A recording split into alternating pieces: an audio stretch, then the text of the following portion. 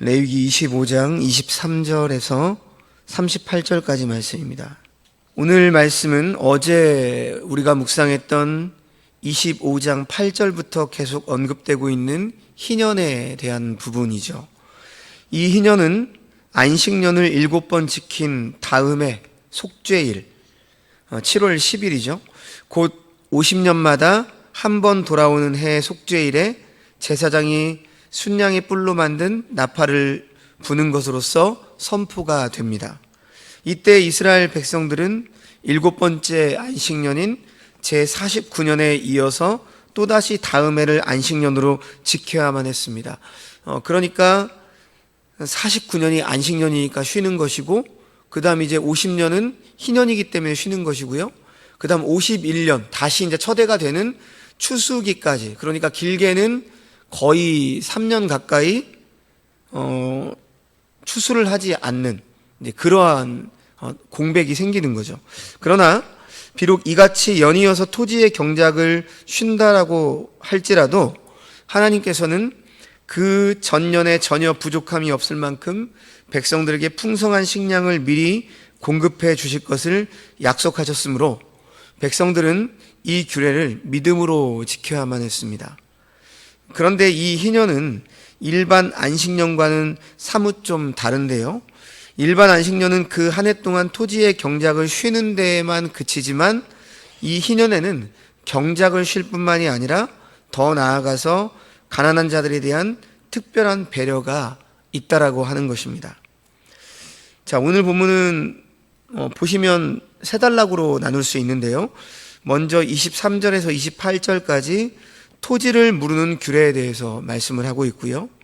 29절에서 34절까지는 가옥을 무르는 규례, 그리고 35절에서 38절까지는 이스라엘의 가난한 이들에게 이자를 받지 말라라고 하는 이렇게 말씀으로 나눠져 있습니다. 자, 먼저 23절 말씀을 보시면 하나님께서는 이스라엘 백성들이 토지를 영구히 사고 파는 일을 하지 못하도록 하셨습니다. 하나님께서는 토지는 다 내 것임이라 이렇게 분명하게 선언하시죠. 따라서 이스라엘 백성들이 토지를 사고 파는 행위는 안 된다라고 하는 것입니다. 하나님의 토지에 대한 원래의 뜻은 자기가 관리할 수 있을 만큼의 적당한 토지를 소유하는 정도입니다. 과도한 토지나 가옥의 소유는 이런 하나님의 뜻에 어긋난 행위이죠. 과소유는 탐욕이 부른 결과입니다. 이것은 하나님의 뜻을 저버리는 행위임을 분명히 알아야 하는 것이죠. 근데 사실 토지만이 하나님의 소유가 아니라 땅 위의 모든 것이 다 하나님의 소유죠. 우리들은 어느 것도 주인이 될 수 없는 존재입니다. 진정한 주인은 오직 하나님 한 분뿐이심을 깨닫는 자가 복된 자이죠. 하나님께서는 인생들에게 뭐라고 말씀하셨냐면, 너희는 거류민이요 동거하는 자들이다, 다시금 가르쳐 주십니다. 거류민이 누굽니까? 남의 집에 임시로 사는 자들이죠. 잠시 머무는 나그네들입니다. 이 땅에서 영구히 사는 존재들이 아니라는 말씀이죠. 잠시 머물다가 영원히 사는 세상으로 옮겨질 존재임을 분명히 가르치고 계십니다. 그러니까 잠시 머물 곳에서 계속 살 것처럼 행동하지 말라는 것이죠. 청지기인 우리들은 매사의 주인이 되시는 하나님께 늘 언제나 물어봐야 합니다. 오늘 23절 마지막에 나와 함께 있느니라 이렇게 말씀하시죠. 나그네지만 다른 나그네와 다르죠. 그 나그네의 삶에 하나님이 함께 하시겠다는 말씀입니다. 그러므로 나그네의 삶일지라도 함께 동거하고 계시는 주인 되시는 하나님의 뜻을 언제나 알고 우리는 그 뜻대로 살아가야 한다는 것이죠. 자, 24절과 25절 말씀입니다. 너희 기업에 온 땅에서 그 토지 무르기를 허락할지니 만일 내 형제가 가난하여 그의 기업 중에서 얼마를 팔았으면 그에게 가까운 기업 물을 자가 와서 그의 형제가 판 것을 물을 것이요. 지금 이 말씀은 다른 사람의 토지를 샀더라도 원소유자가 무르기를 원하면 원상대의 상대로 돌려주라 이러한 말씀입니다. 토지는 본래 하나님의 소유이기에 주인이 돌려주라면 청지기는 순종해야 되는 것이죠. 또한 원소유자가 가난하여 자기의 기업을 팔았지만 그것을 되찾으려 해도 형편이 안 된다라고 한다면 그에 가까운 친척 중에 능력이 되는 자가 대신을 해서 그 토지를 물을 수 있도록 했습니다. 토지를 팔 정도로 가난한 형제를 가까운 친척들이 외면하면 안 된다라고 하는 뜻이죠. 이웃을 사랑하는 주님의 말씀이 지금 이 구약 말씀에서 시행되고 있음을 우리는 확인할 수 있습니다. 자, 26절, 27절 말씀.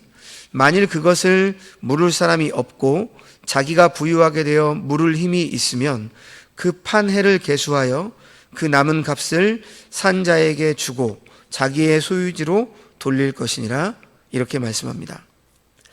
가난해서 자기의 토지를 팔았던 사람들의 친척들도 그 토지를 다시 물을 능력 있는 자가 없는 경우에 그 판 사람이 다시 자기의 토지를 사들일 능력이 생겨서 토지를 무르기를 원한다면 사들인 사람은 원소유자에게 다시 물러주어야 한다는 것이죠. 그리고 이때 토지의 대금은 희년까지의 기간을 계산하여 결정해야 합니다. 토지를 사들인 사람은 그동안 토지에서 거둔 이익을 공제하는 것이죠. 참 정확하죠? 토지는 누구에게나 공평하게 기업으로 남아 있어야 합니다. 토지가 개인의 이익을 추구하는 대상으로 삼아서는 안 된다는 교훈입니다. 그것은 토지를 의지하지 말고 토지를 주신 하나님을 의지하라는 깊은 뜻이 있는 것이죠. 그런데 오늘 우리가 사는 세상은 어떻습니까? 토지가 개인의 이익을 추구하는 대상 중에 최고의 대상이죠. 부동산 값 보십시오.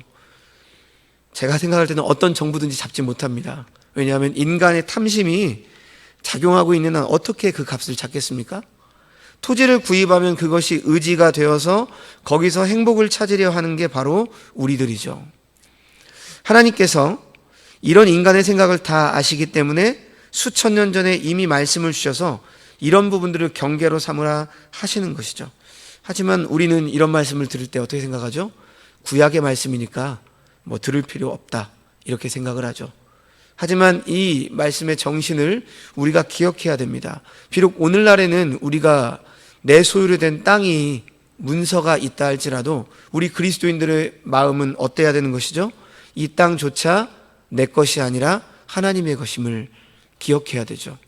그러면 우리의 그 탐심을 어느 정도 제어할 수 있을 겁니다. 근데 우리는 어때요? 돈이 좀 있고 여유가 있으면 집이 있는데도 불구하고 또 다른 집을 사죠. 투자의 개념으로. 투자인지 투기인지는 합법적으로 세상에서는 합법적인 법에 의하면 투자가 되겠죠. 하지만 우리 그리스도인들은 우리의 마음을 언제나 다스려야죠. 우리의 마음 그리고 하나님의 말씀, 양심에 비춰봤을 때 이것이 투자인가 투기인가 우리는 생각해 볼 필요가 있습니다. 그 이상을 이야기하면 좀 민감한 문제니까 말씀을 드리진 않겠습니다. 자, 이 당시에도 소유권은 없어도 많은 토지는 인간으로 하여금 토지의 생산성을 의지하게 되고 또 많은 재물이나 학식은 인간을 교만하게 할 수도 있기 때문에 이런 경계의 말씀을 하나님은 주신 것이죠. 그러므로 많은 재물과 학식을 가진 사람일수록 하나님을 더욱 의지하려고 하는 믿음과 경건함이 있어야 되겠죠.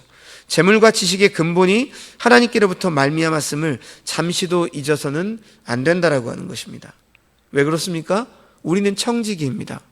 청지기의 사명을 잊은 성도에게는 하나님께서 맡기신 모든 소유를 결국 회수하심을 우리는 명심해야 되는 것이죠. 빼앗는 것이 아닙니다. 하나님의 것이니까 하나님께서 회수해 가시는 것이죠.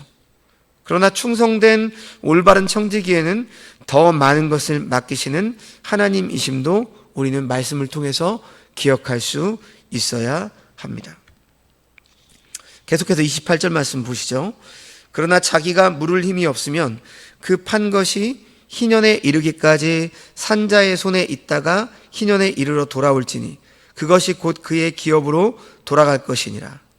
찾아올 형편이 안 된다면 그 토지를 산 자가 희년이 될 때까지 소유하다가 희년이 되면 무상으로 돌려줘야 한다는 말씀입니다. 희년은 모든 것이 원래대로 환원되는 해입니다. 하나님께서 분배하셨던 그 모습대로 돌아가는 것이 희년이요, 희년의 은혜인 것이죠. 이와 같이 때가 되면 성도의 분깃은 반드시 돌아옵니다. 하나님 앞에 믿음으로 굳게 서 있는 자들에게는 하나님이 정해주신 은혜가 반드시 회복되는 것이죠. 어떤 물질, 어떤 현세에서 받는 이런 것들이 아니라 궁극적으로 우리가 받는 분깃이 돌아온다는 것입니다. 그러므로 성도들은 지금 처지가 힘들고 낙심하고, 그리고 힘들다고 낙심하고 원망하지 말고 성실하게 하나님의 때를 기다리며 열심히 살아가야 되는 것이죠. 주 안에서 오래 참음으로 은혜를 이루어가야 한다는 것입니다. 자, 계속해서 이제 29절에서 34절은 가옥을 사고 파는 일에 관한 규례가 나와 있습니다. 29절과 30절 말씀 보시면, 성벽 있는 성내에 가옥을 팔았으면 판지 만 1년 안에는 물을 수 있나니 곧 그 기한 안에 물으려니와 1년 안에 물으지 못하면 그 성 안에 가옥은 산자의 소유로 확정되어 대대로 영구히 그에게 속하고 희년애라도 돌려보내지 아니할 것이라, 이렇게 말씀하죠. 성 안에 있는 가옥은 농사 일을 위한 가옥이 아닙니다. 제비를 뽑아 얻은 기업을 위한 가옥이 아니기 때문에 판지 1년 안에는 물을 수 있으나 1년 기한이 지나면 영원히 산자의 소유가 되게 하셨습니다. 그런데 기업으로 주신 토지와는 다르게 성 내의 가옥은 1년 안에 되찾지 못하면 영구히 되찾지 못합니다. 이것은 희년의 규례에서 제외 대상입니다. 하나님께서 은혜로 주신 기업은 영원히 상속된다는 의미죠. 그것이 희년의 은혜입니다. 그러나 자기의 뜻대로 취한 것은 없어질 수도 있는 거예요. 하나님이 주신 은혜는 불변하나 인간이 스스로 취한 노력은 안개와 같이 자취를 쫓을 수가 없다는 것을 우리에게 보여주고 있는 말씀입니다. 31절 말씀, 그러나 성벽이 둘리지 아니한 촌락의 가옥은 나라의 전투와 같이 물러주기도 할 것이요 희년에 돌려보내기도 할 것이니라. 이 말씀은 성 안에 있지 않고 하나님께서 주신 기업의 텃밭을 가꾸기 위한 가옥을 말합니다. 이러한 가옥은 기업으로 받은 토지의 규례와 같이 주인이 영원히 바꿀 수 없음을 말씀하고 계시죠. 기업에 딸린 가옥은 언제든지 물을 수 있으며 희년이 되면 돌려받을 수 있도록 하신 것입니다. 다음으로 32절 33절 말씀 보면, 레위 지파, 즉 레위 족속의 성읍 곧 그들의 소유의 성읍의 가옥은 레위 사람이 언제든지 물을 수 있으나 만일 레위 사람이 물으지 아니하면 그의 소유 성읍에 판 가옥은 희년에 돌려보낼지니 이는 레위 사람의 성읍의 가옥은 이스라엘 자손 중에서 받은 그들의 기업이 됨이니라, 이렇게 말씀하죠. 레위 지파는 제사장 족속으로 하나님의 일에만 전념하도록 하셨기에 기업으로 받은 토지가 없습니다. 그들은 오직 성읍에 있는 가옥과 성읍 사면에 딸린 조그마한 채소밭 정도만을 기업으로 받았을 뿐이죠. 레위인들의 상속물은 토지가 아니라 하나님의 성물이라고 말합니다. 그들은 백성들이 하나님께 바친 11조나 성물의 음식으로 대대로 살아갔던 자들입니다. 그렇기 때문에 비록 성 안의 가옥이라도 일반 백성들과는 다르게 레위족 속의 가옥은 그 자체가 하나님께로부터 받은 기업이기 때문에 되물릴 수 있도록 하신 것입니다. 만일 레위 사람이 팔았던 가옥을 희년이 되기 전에 되찾을 형편이 안 된다면 토지에 적용되는 그 규례대로 희년에 되돌려받을 수 있다는 것이죠. 그 이유가 레위인의 성읍의 가옥은 이스라엘 자손 중에서 얻은 기업이 된다라고 설명하셨기 때문입니다. 그런데 34절 말씀 보면, 그러나 그들의 성읍 주위에 있는 들판은 그들의 영원한 소유이니 팔지 못할지니라, 이렇게 말씀하죠. 성읍 주위의 들판은 제사장들의 작업을 할 수 있는 채소를 심거나 11조 등의 음식으로 받은 동물들을 메워 놓을 수 있는 최소의 땅이에요. 그래서 이것은 절대 팔지도, 그러니 사서도 안 되는 땅으로 규제해 놓으신 것입니다. 이 땅은 레위인들의 고유 직무인 하나님을 섬기는 일과 관련이 있는 토지이기 때문에 그렇습니다. 토지는 내 것이라 하신 하나님의 말씀을 우리는 늘 기억하며 살아야 합니다. 토지뿐만 아니라 땅 위의 만물의 주인이 하나님이심을 우리는 기억해야 합니다. 그러니 우리들은 너희는 나그네요 우거하는 자로서 나와 함께 있느니라, 이 말씀을 늘 가슴에 새기고 살아가야 되는 청지기들입니다. 무엇보다 중요한 것은 하나님께서 청지기인 우리들에게 항상 함께 하시겠다는 이 언약을 기억하는 거죠. 그래야 우리 안에 있는 탐심을 제어하고 이렇게 희년을 지킬 수가 있고 안식년을 지킬 수가 있습니다. 그런데 성경을 보시면 참 재밌는 것은요, 재밌다고 표현해야 될지 모르겠는데 사실 이스라엘이 안식년을 지킨 적이 거의 없습니다. 제대로 지킨 적이 없습니다. 그만큼 이스라엘이 탐심, 즉 죄로 인해서 그들의 소유가 하나님의 것임을 고백하지 않고 잡고 움켜쥐고 살았다는 것이죠.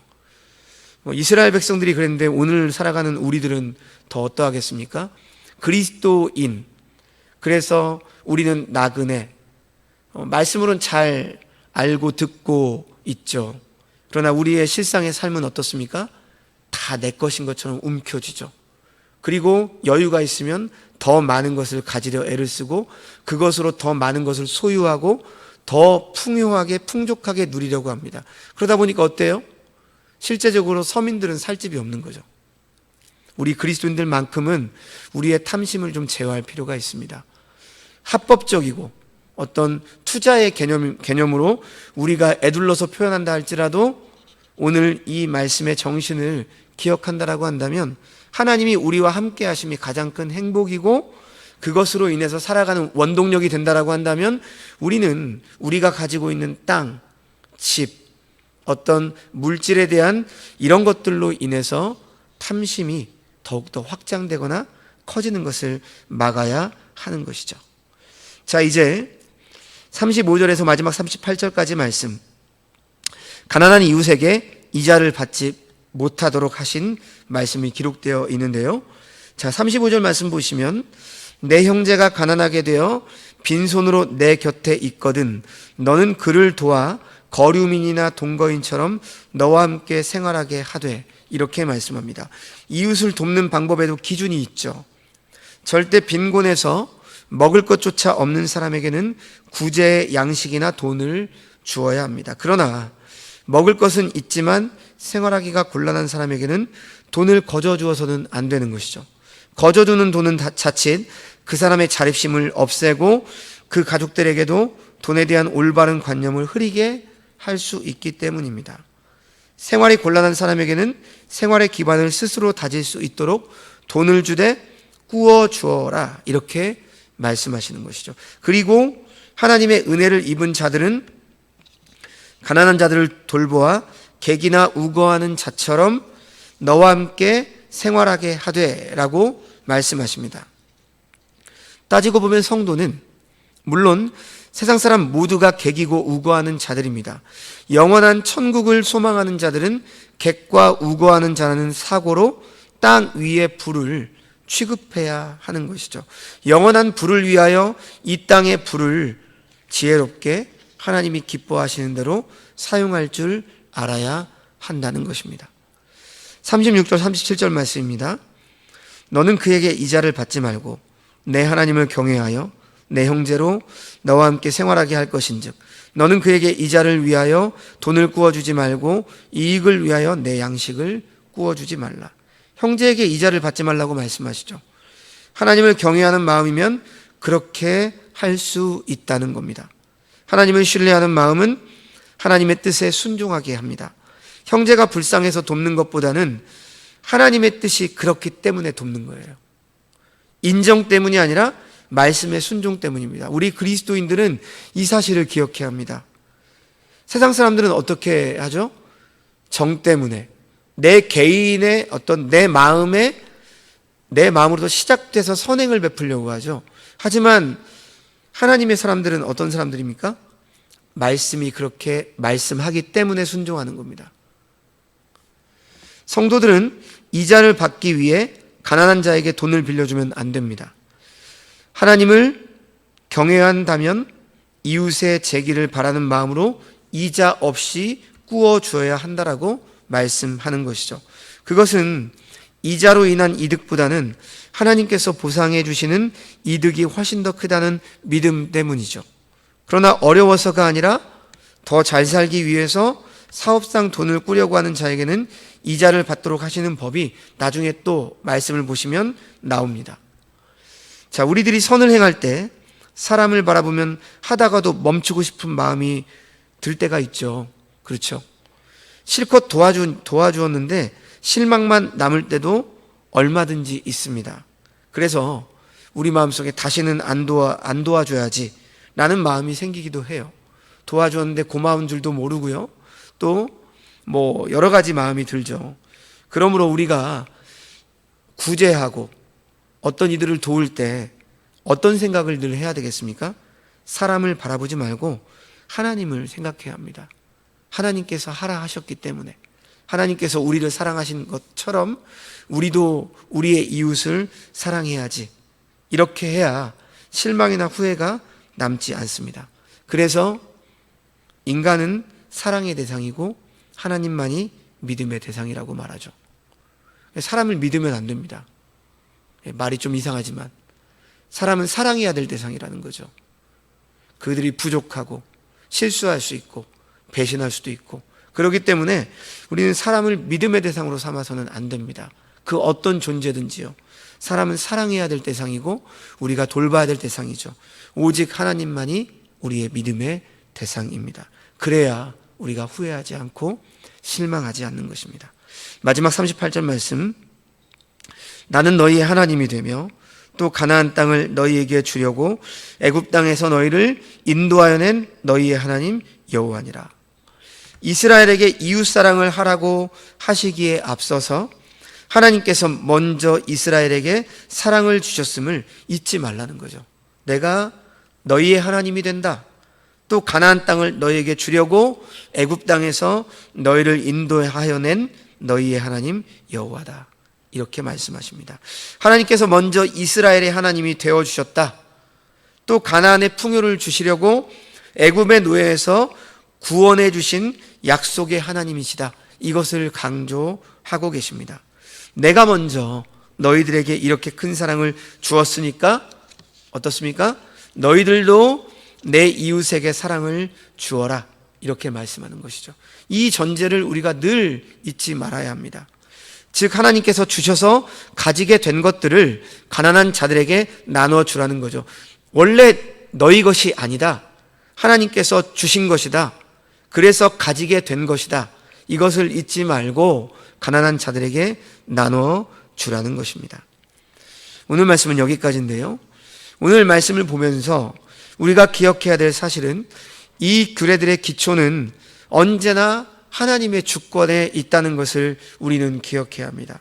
하나님은 이스라엘에게 속한 모든 사람들이 하나님의 백성의 한 사람으로 마땅히 누려야 될 권리를 누릴 수 있도록 땅을 주셨는데, 이 땅은 하나님의 것이기 때문에 누구도 팔아서는 안 된다. 이렇게 말씀하십니다. 이것은 한 인간으로서 누려야 될 권리가 하나님의 주권과 은혜 가운데 기초되어 있음을 말씀하고 있는 것입니다. 그리고 이 규례들은 하나님의 강한 의지가 반영되어 있습니다. 하나님은 이 규례들을 말씀하시며 그 중요성을 강조하실 때마다 반복해서 그들을 애굽에서 인도해내신 목적에 대해서 말씀을 하시는데, 그것은 바로 그들을 종됨으로부터 자유케 해주시기 위한 것이었다는 사실입니다. 그러니까 우리가 가진 것으로 다른 사람이 종되게 한다면 그것은 안 된다는 것이죠. 우리가 가진 것을 나눔으로 그 종된 자가 자유할 수 있도록 해주는 게 우리 믿는 자들의 물질관이요 삶의 태도입니다. 그러므로 이러한 하나님의 사랑이 담긴 율법의 정신을 기억하시면서 우리 신자들이 서로를 존중하고 돕고 사랑하는 가운데 함께 하나님의 나라를 이루어가며 더불어 살아가기에 힘을 쓰시는, 오늘을 살아가시는 주의 백성들이 다 되시기를 주님의 이름으로 축원합니다. 기도하겠습니다. 하나님 아버지, 오늘 말씀을 통해서 하나님께서 우리의 공동체, 우리의 삶 속에서 어떻게 하나님의 나라를 이루고 살아가야 하는지 배우게 하심을 감사드립니다. 죄의 종되었던 우리를 예수 그리스도의 구속의 은혜로 자유하게 하시고, 이제 구원받은 백성들이 함께 하나님의 말씀에 순종함으로 하나님의 나라를 이루며 장차 도래할 완성된 하나님 나라를 바라보며 서로 존중하고 돕고 나누고 사랑하게 하여 주시옵소서. 그러한 가운데 하나님이 기뻐하시는 우리의 교회 공동체, 가족 공동체, 우리의 삶을 이루며 살아가는 주의 백성들 되게 하여 주시옵소서. 모든 말씀 예수님의 이름으로 기도합니다. 아멘.